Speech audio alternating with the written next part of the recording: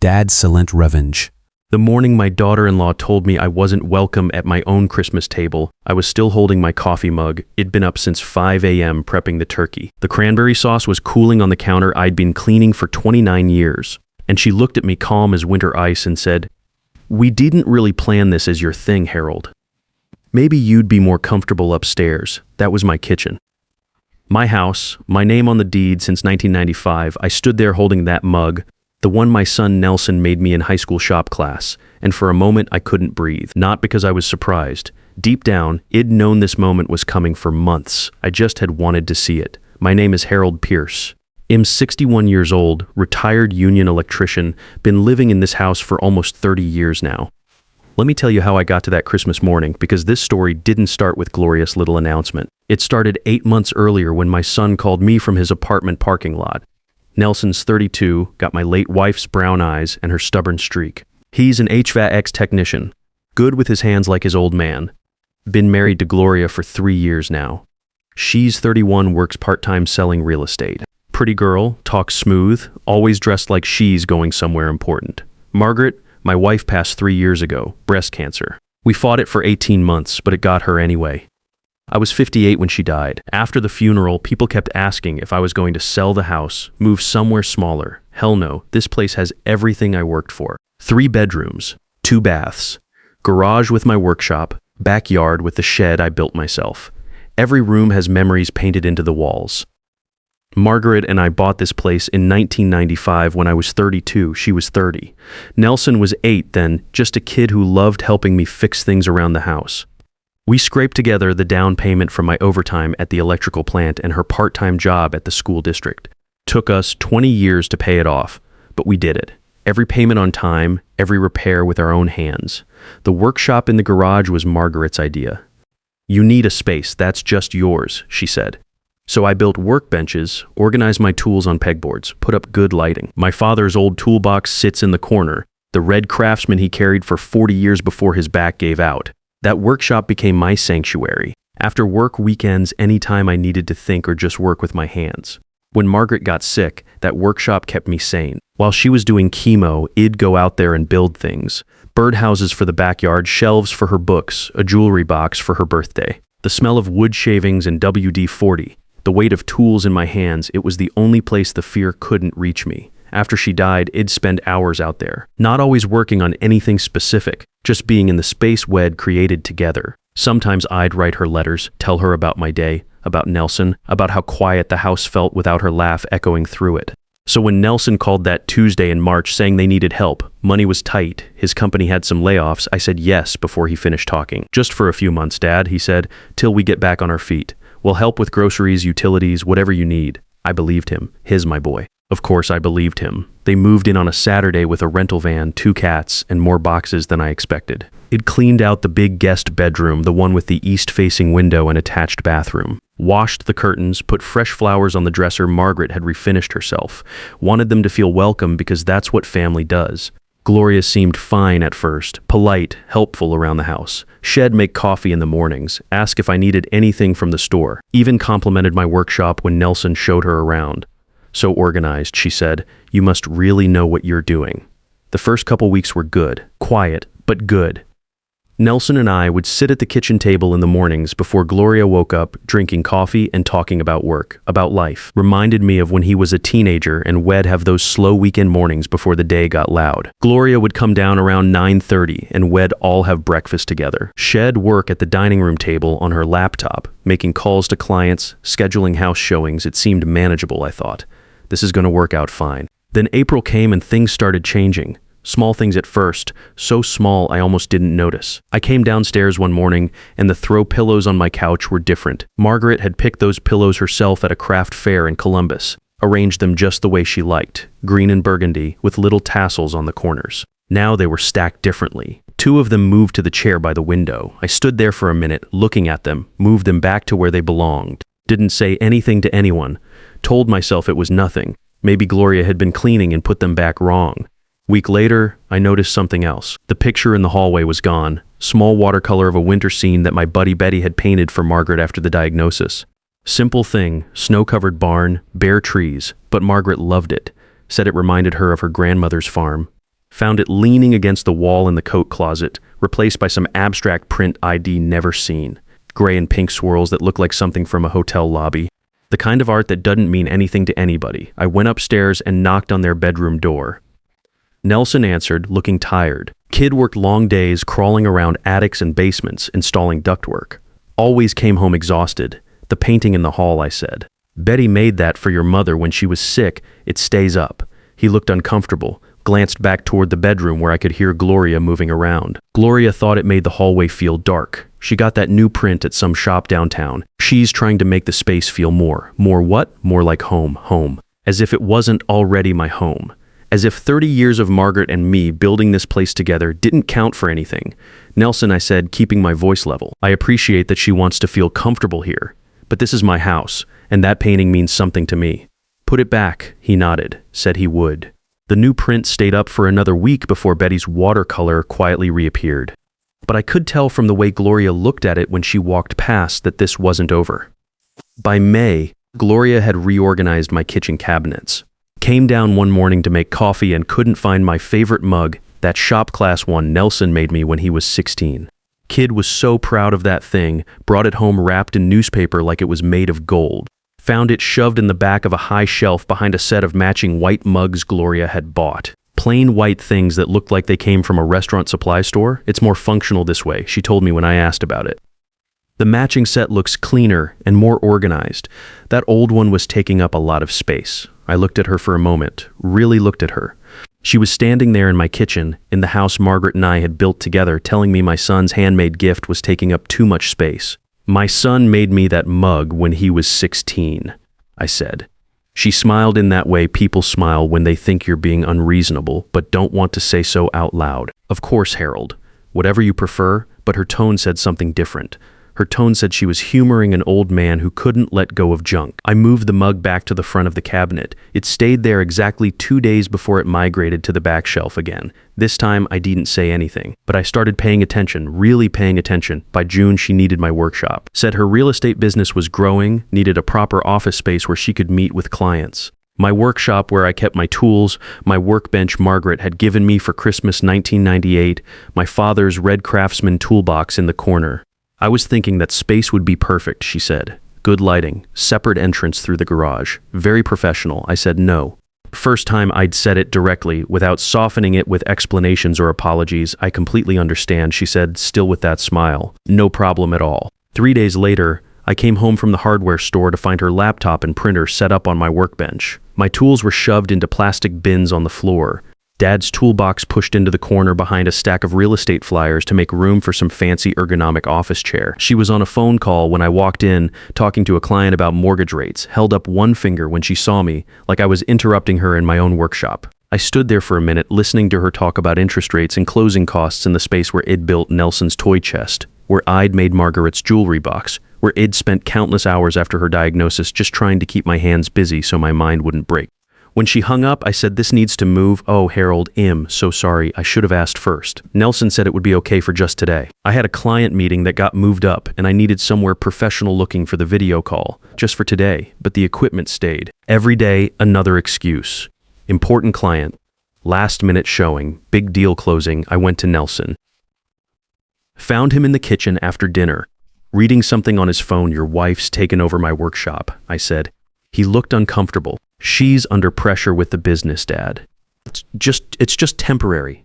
That's my workshop, son. Where I keep my tools, where your grandfather's toolbox is, it's not an office. I know Il talked to her. He talked to her. She apologized again, said she understood completely, promised it wouldn't happen again. Her computer stayed on my workbench for 6 more weeks. That's when I started to understand what was really happening here. It wasn't about needing space or making improvements or feeling comfortable. It was about territory, about who had authority in this house. And Gloria was testing how much she could take before I pushed back.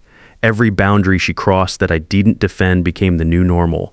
Every temporary arrangement that I tolerated became permanent. She was rewriting the rules of my own house, one small change at a time. Here's the thing, nobody tells you about this kind of situation. It doesn't happen all at once. If someone moved into your house on day 1 and started rearranging everything, throwing out your stuff, claiming your spaces, you'd throw them out immediately. But it happens slow, like water wearing down stone. Each thing by itself seems too small to fight over, too petty, too much trouble for what it's worth. Before you know it, you're standing in your own kitchen feeling like a guest in somebody else's house. By August, 5 months into what was supposed to be a few months' arrangement, two things were clear. First, they had no plan to leave. Nelson had steady work again, overtime even, but there was no talk of apartment hunting, no timeline, no mention of our original agreement.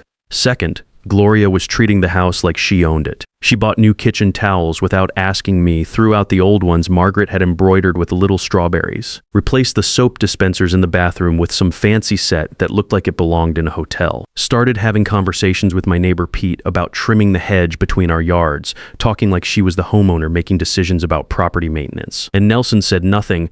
When he did say something, it was always in the tone of a man trying to keep the peace, never a man who understood what was actually happening. That's when I started paying real attention, not just noticing things, but documenting them. I bought a small digital recorder at Radio Shack. Nothing fancy, just something to keep track of conversations. Started taking pictures too. My stuff moved around. Her stuff appearing in places it didn't belong. Kept receipts when she bought things for the house without asking me first. Wasn't planning anything dramatic, just wanted proof of what was going on in case things got complicated later. My buddy Dave from the union had gone through a messy divorce a few years back, and he always said the same thing: document everything. People's memories get fuzzy when lawyers get involved. September came and Gloria told me she was using my address for her real estate license renewal. Not asked, told. Said it was easier for paperwork since she was living here anyway, and it would help with her business having a residential address instead of a P.O. box. Makes me look more established, she explained. Clients trust agents who have stable home addresses. Something about that didn't sit right. I called Dave and asked him what he thought. Harold, he said, she's establishing residency. Using your place for business, you need to be careful here. Document everything, every conversation, every change she makes, every time she acts like your house is hers. So I did. Every time she bought something for our house. Every time she made decisions about decorating or maintenance. Every time she talked to neighbors or service people like she lived there permanently. Had a whole folder by November. October brought a new level of bold. Gloria started meeting clients at the house. Real estate showings for other properties, but using my dining room table for the paperwork, my living room for the consultations. She had set up her laptop and spread out contracts and property listings like she was running an office. It's so much more professional than meeting at Starbucks, she told Nelson when he asked about it. Clients respond better to a proper home environment. My home environment that Margaret and I had created together. I started keeping track of how often she did this, how many clients came through, whether she was charging them any kind of consultation fee. Found out later she was advertising in-home consultations on her business website, like having a proper office was part of her service package. Then came November, and Gloria announced she was throwing a Christmas party, not asked, announced. I thought it would be nice to have some people over, she said over breakfast. My sister Barbara, her husband Carl, a couple clients from work. Nothing too big. December 23rd. Sounds fine, I said, stirring my coffee. I'll need to know how many people so I can plan the food. She tilted her head like G said, something odd. Oh, I was going to handle all that. You don't need to worry about anything. Just relax and enjoy yourself. It's my house, Gloria. I'll be involved in any party here. Of course, she said with that smile again. I just meant I wanted to take the pressure off you. Let you be a guest in your own home for once, a guest in my own home. She actually said that. The week before the party, I noticed her buying things, expensive things.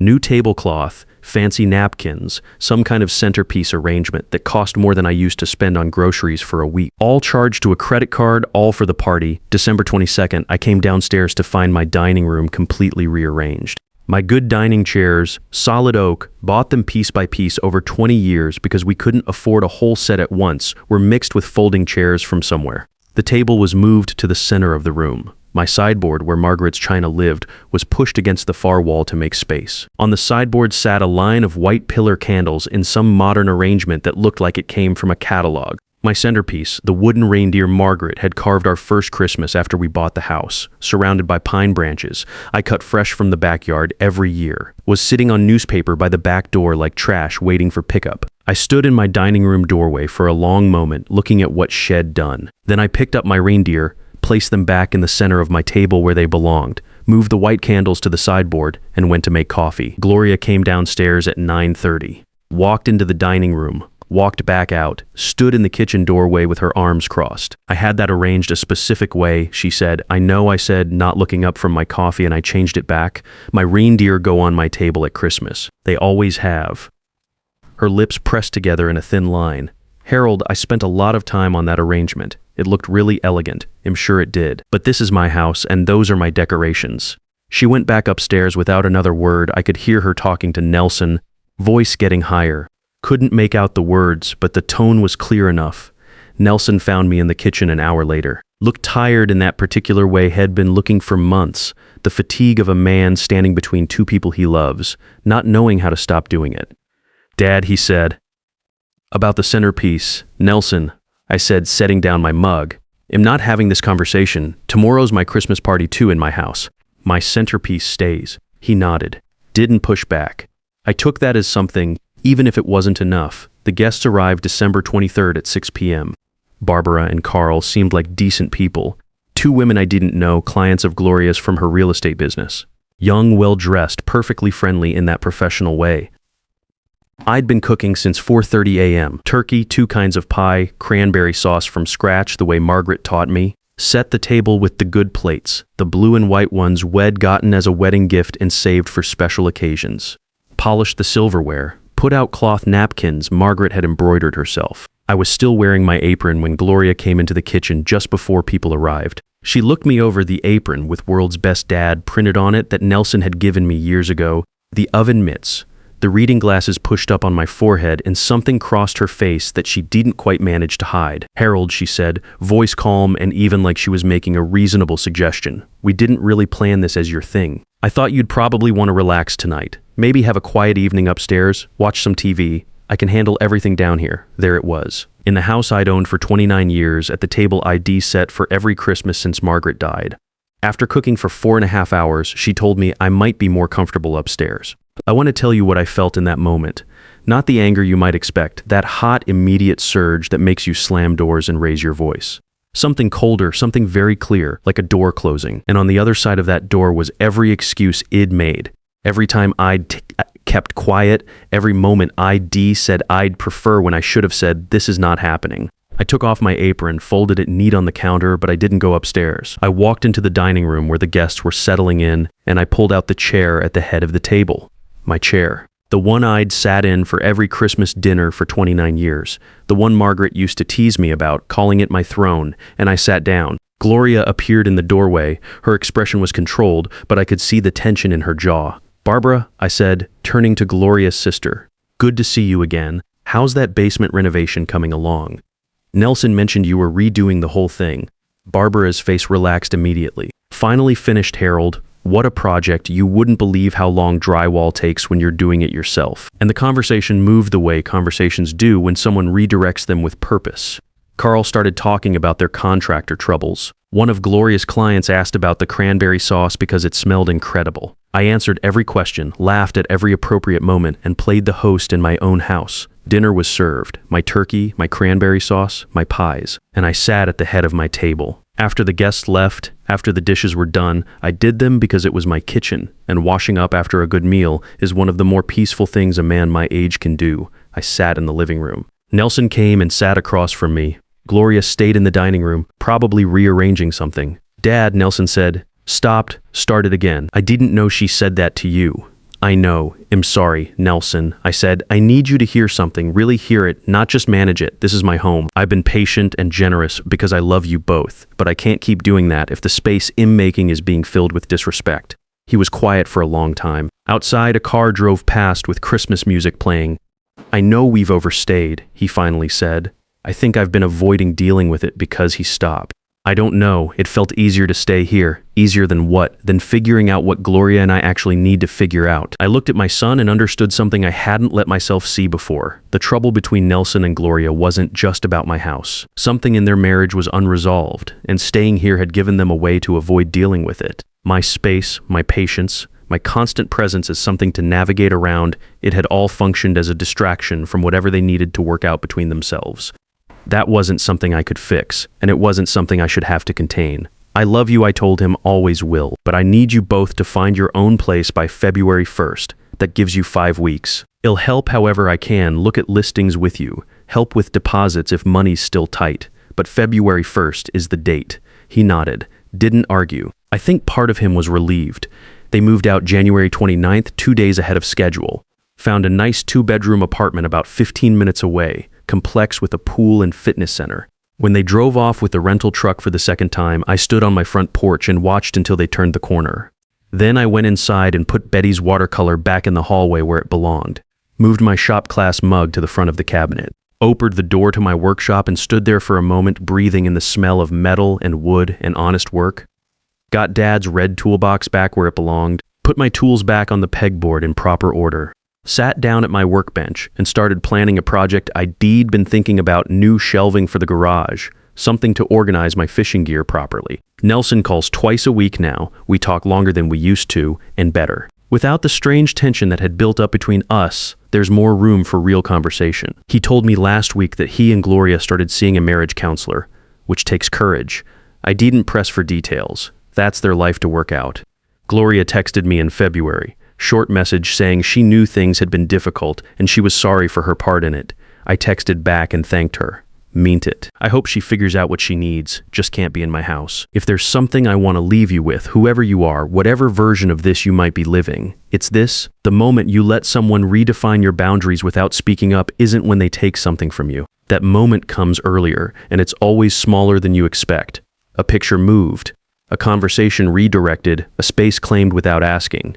If you let those small moments pass in silence because you love someone or want to keep peace, or because each thing seems too minor to fight over, that silence becomes the loudest thing in the room. You're allowed to say no. You're allowed to say this is my home and this is not negotiable. You can say it with kindness and respect, but you have to say it clearly. The people who truly love you will respect a clear boundary. The ones who want are showing you something important about who they really are. Now, when I see other guys going through something similar, I tell them, don't wait like I did. Your house, your rules. Some battles are worth fighting, especially when they're about protecting what you've spent your whole life building. Your home isn't just an address or a place to sleep. It's the shape of your life built by your sweat and sacrifice. Guard it like you'd guard your dignity, because that's exactly what it is. I learned that respect isn't something you can ask for politely or hope someone will give you out of kindness. It's something you have to demand with your actions, even from the people you love most.